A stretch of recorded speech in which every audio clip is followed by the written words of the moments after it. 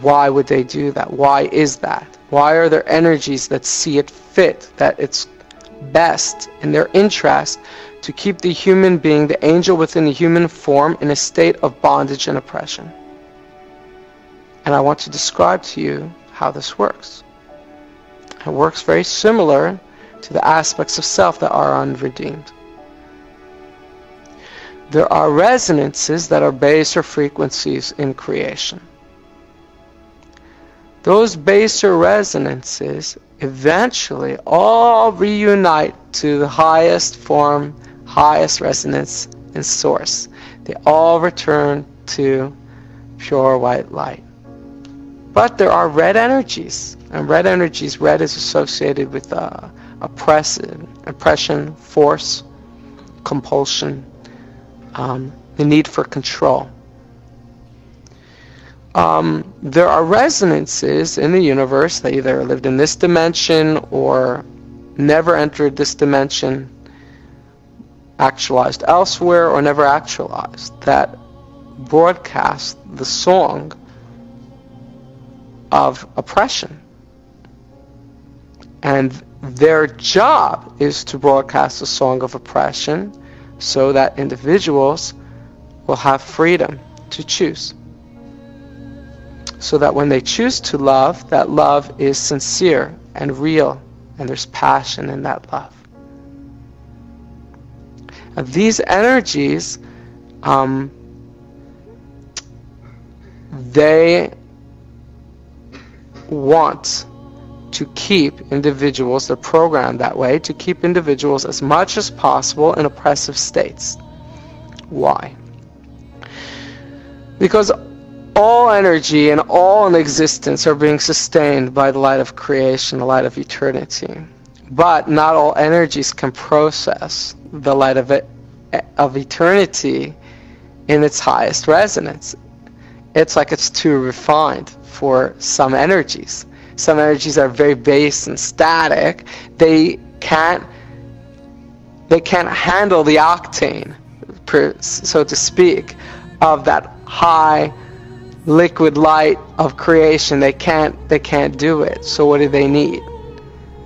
They need it to be converted into an energy form that they can process, because they want to exist. They want to sustain themselves. They're programmed with the same evolutionary construct that human beings are. The body is programmed with to survive. And so for them to survive, they need the light of creation to be converted into a form that is more baser. How do they do that? It's not exactly you have a light of creation converter everywhere. It's not easy. There is one thing that does it. It's the human being.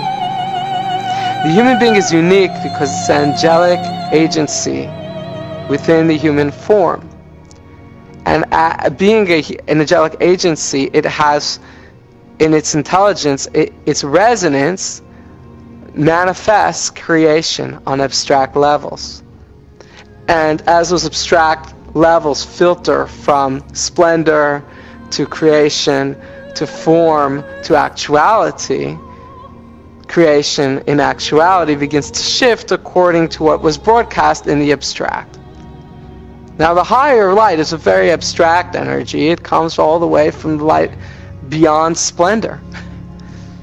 And when an individual connects, is always receiving this light, the human angel is always connected to the collective of all individuals around the world, as well as to higher resonances, to their higher self collective. Whether they want to or not, they're connected. Whether they witness it or not, they're connected. The question is whether they could witness what their higher self has to tell them. That can only happen if they choose to recognize it and they choose to invite it into their life in alignment and oneness. But the baser energies, what they want to do is they want to use the angel within the human form, they want to use them as a processor to convert the higher refined light into baser frequency so they can feed off it.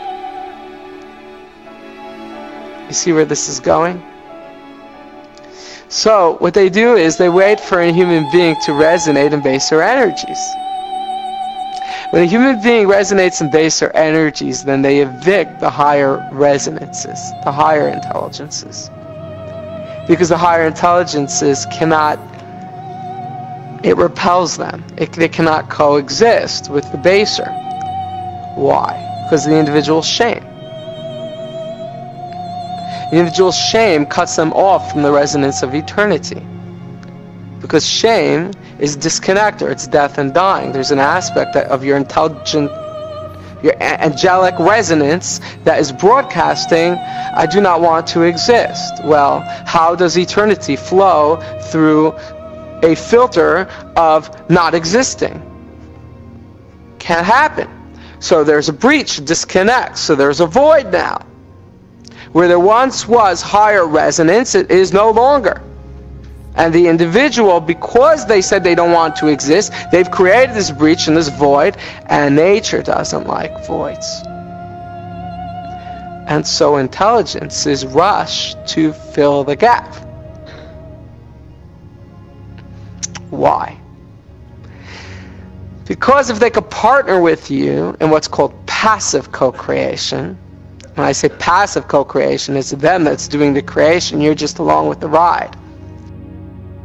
Understand that the programming of our linear world is designed to keep individuals in a space of oppression. It is that all are sacred, all are beautiful from the eyes of infinity.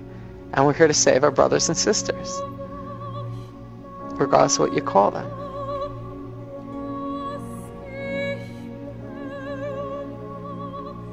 And so when they come to you to feed, they partner with you in passive co-creation. It's a two-way street. The impression that they make, the bond that they make in order to have an impression on your decision making, in order to bring you momentum, that's a two-way conduit.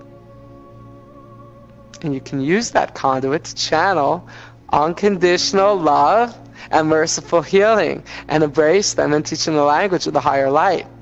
And these guys will disappear in a flash, and you'll feel a strong current like sunshine going down your spine, and you'll feel an energy. And then they're going back to their buddies to teach them what they knew. So how beautiful is that? That's true love. All are worthy. And when you do that, you will rejoin with higher benevolent resonances, and you will not be in a state of need and want, and you'll be in a space of 0 point energy, which is you neither want nor need, but you do choose and you do wish. And you wish to broadcast in abundance and love in your song, in your passion.